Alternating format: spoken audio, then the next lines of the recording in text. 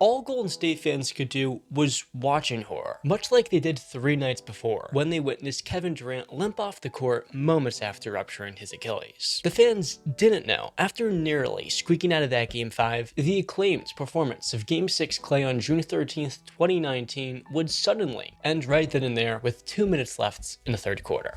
On a transition runout, Thompson landed awkwardly on his way down from a dunk attempt. Mounting on top of the uncertainty of Durant potentially just playing his last game as a Warrior was now the question around Thompson's left knee. Klay Thompson obviously in some pain. He grabbed that left knee right away. No one knew it would be 941 days until he would return. June 13th marked the beginning.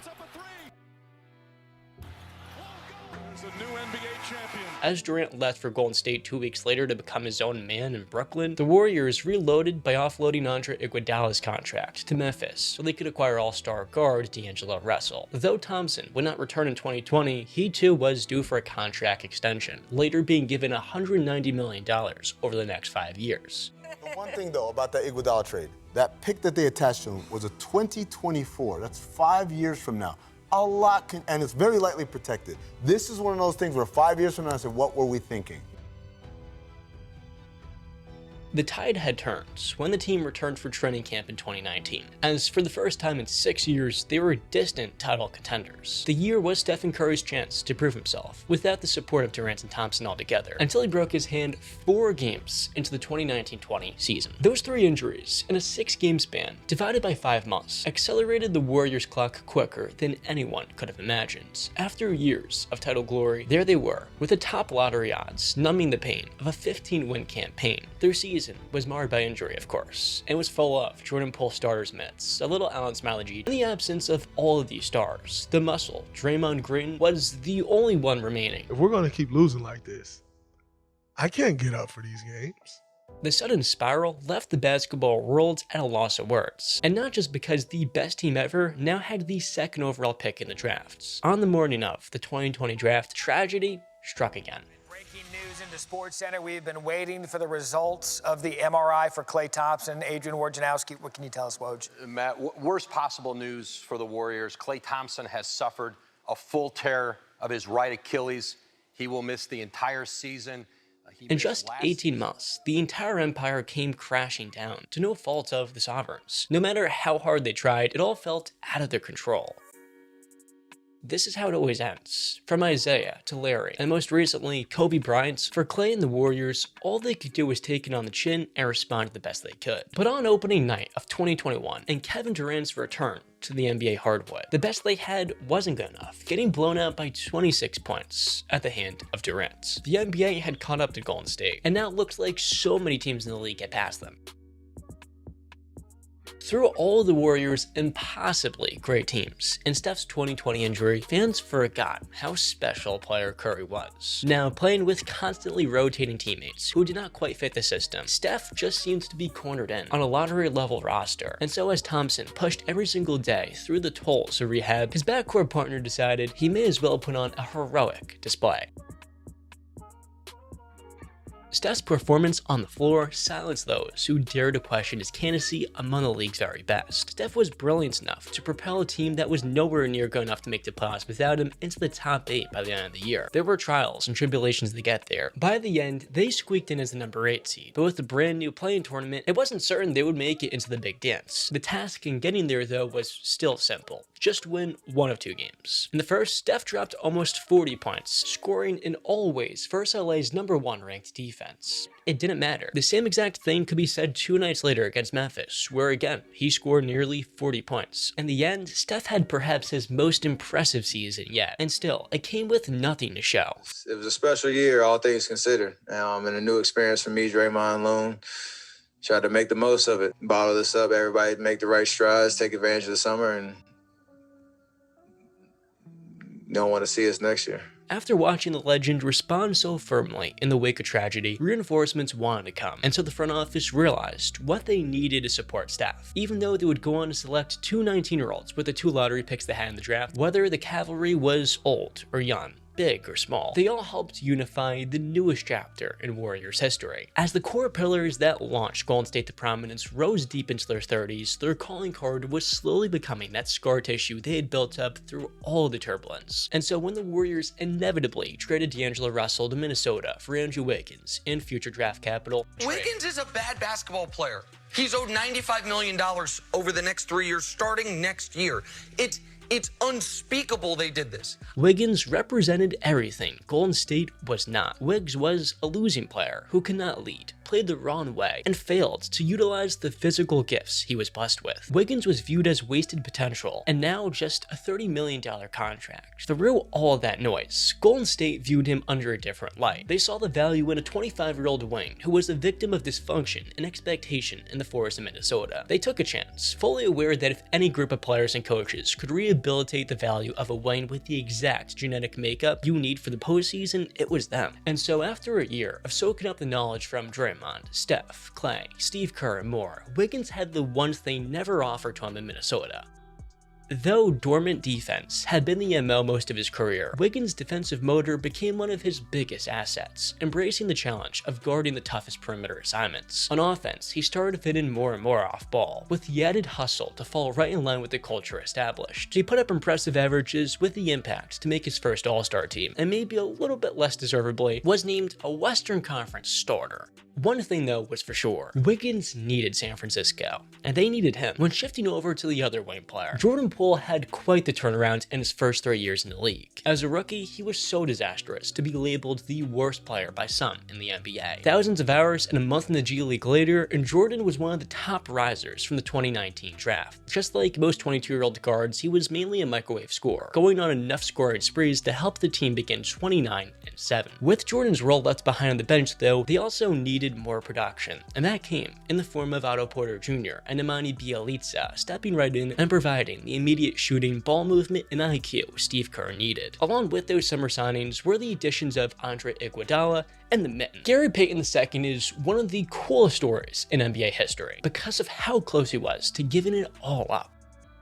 Folks at home might not know this, but at the beginning of the season, after you'd been cut by several teams, after you spent some time in the G League, you were looking at the Golden State Warriors to apply for a job. But that job wasn't on the basketball court. Can you tell us about that? Yeah, I knew my chances, you know, they were telling me my chances was kind of low to making the team. They had a video coordinating job open, and I was trying to, try to ask for an interview for that job just to stay around this team. And, next thing that happened is they got a call saying we figured it out, and, I'm staying. So no more video coordinating job. The son of a Seattle legend earned his stripes coming off the bench for the best team in the league. In his 18 minutes a night, his hustle, on-ball defense, and athleticism helped fuel the #1 ranked defense. All of these remarkable stories kindled into the return 941 days later on January 9th, 2022, where after Game 6, Klay Thompson finally stepped back on NBA floor. Klay's return would be marked with a bang, but it wasn't all sunshine and rainbows. In the game he returned to Cleveland, the runaway favorite for Depoy would end up leaving the lineup with a calf injury. With him out for the next 2 months, Thompson, among the rest, struggled to regain a rhythm without him. Fortunately, Draymond would return in March, as the band would finally be all back together, with a month left to go in the year. It was a lot of fun for the one game it lasted. Draymond came off the bench as Steph dropped 47 points at home against the Wizards, and with just 12 games left in the season, Steph the following game sprained his foot versus the Celtics. In his absence, the team lost 7 of their next 8 games, and after starting the season top of the standings, they concluded on a mediocre mark of 23-20. Many people questioned if they just peaked far too early, and whether or not they had enough time to wall off the storm of all of their injuries. The Warriors just needed to stay healthy. While the team flexed their ability to turn unwanted players elsewhere into assets, injuries were just a constant plague. When Kevin Looney missed all but 20 games in 2020, they used their second overall pick on James Wiseman, and the rookie flat out struggled on both ends in 2021. Though he had a tough time learning the Warriors system, and his fit on the team still remains questionable at best, injuries would cut his first year with the team to just 39 games. After tearing his meniscus last spring, fans were excited to see him slowly integrated back into the mix this season in a lesser role. But the issue was a trying setback in his recovery. He had undergone additional arthroscopic knee surgery, and his only action was limited in the G League. His sophomore year would go to waste, with nothing to show in the 2022 season. And though the big man they drafted to be their franchise center would not appear in the playoffs, they did not need him in round 1 versus a league MVP and the Nuggets. The return of Steph Curry after a month-long absence would be in Game 1 versus the Nuggets, but it came off the bench. And the cool part about it was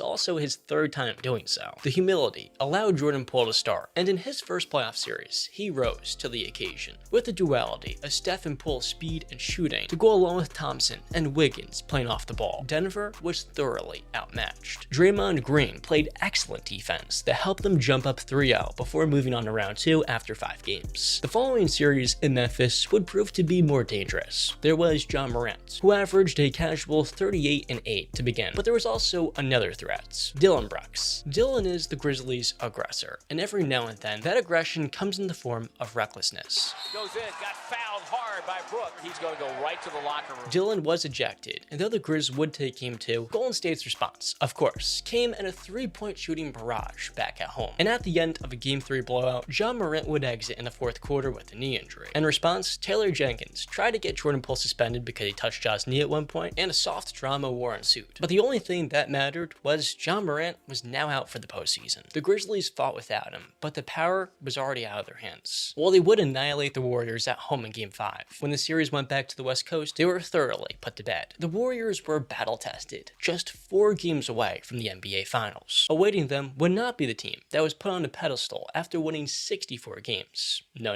Luka Doncic and the Dallas Mavericks upset and humiliated the 1-seeded Phoenix Suns in a Game 7 on the road. Now, the Dubs' path to the finals rested on defeating the exact model of a superstar they faced 3 different years in the postseason. And so the game plan was to wear down the heliocentric offensive motor, and in doing so, they pressured Doncic in every way imaginable to just throw off the Mavericks' offense. Wiggins played excellent defense, pressing Luka full court while containing him in the half. Doncic would continue to average his usual 30 points, except for this time, it was to no avail. The Mavs took one at home in Game 4, making the series moderately respectful. But from the very quarter it started, it was in Golden State's favor. For the first time in 3 years, the Golden State Warriors had made the NBA Finals.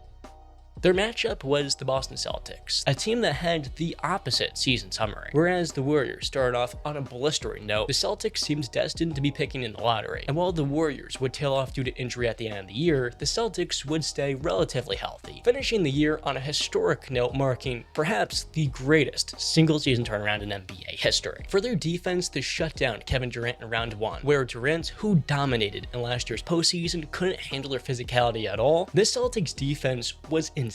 Among their other victims were Kyrie Irving, and even the Greek Freak, who continued to put up insane numbers but saw his shooting percentage drop by 10% in a 7-game series. Their team was just built for the modern NBA, with both the wing and front court versatility. Not to mention 48 minutes of one of Marcus Smart, a Defensive Player of the Year, or Derek White. They were the one team which could hang with Golden State. Or so we thought. In the first 4 games of the series, Steph was so good that the Celtics had no answer for him. This comes despite a Game 3 foot injury where Al Horford landed on him. Amid the uncertainty over his health and the constant aggression from Boston to neutralize the 34-year-old guard defensively, he came out 2 nights later and had 44 points. But through this series, the one theme has been the Celtics are the younger team that makes their fair share of mistakes that can prove to be costly. And when they do make those mistakes, the Human Torch has capitalized on their lack of experience. You could hear the MVP cries loud and clear. The shots Steph was making were so disrespectful, many of which ludicrous. We all knew at some point in the series he would have an off night, and so his teammates, many of which who struggled to find a consistent offensive rhythm early, would need to rise to the occasion when that would happen. In Game 5, Steph missed every single 3 he shot. Instead, Game 5 would be highlighted by the support of Curry's teammates, who finally showed up when it mattered most. Throughout the entire series, Andrew Wiggins has been a stalwart, leading all players in rebounding while shutting down Jason Tatum on the other end. Going into Game 4, Tatum had a lower field goal percentage than Curry's points per game. Meanwhile, Klay Thompson, who had some defensive struggles early, was stonewalling drives. And Draymond Green, who at times has been haywire offensively, set the tone with his aggression early. But I want to talk about Mr. Wiggins, who was playing NBA basketball for the first time come spring. The pressure of being a number 1 has long been revoked from his shoulders, relieving him to score more effectively, to go along with his versatile and tough defense. While Jordan Poole and Klay Thompson have been up and down versus the Celtics defense, he has been the Warriors' #2 scorer.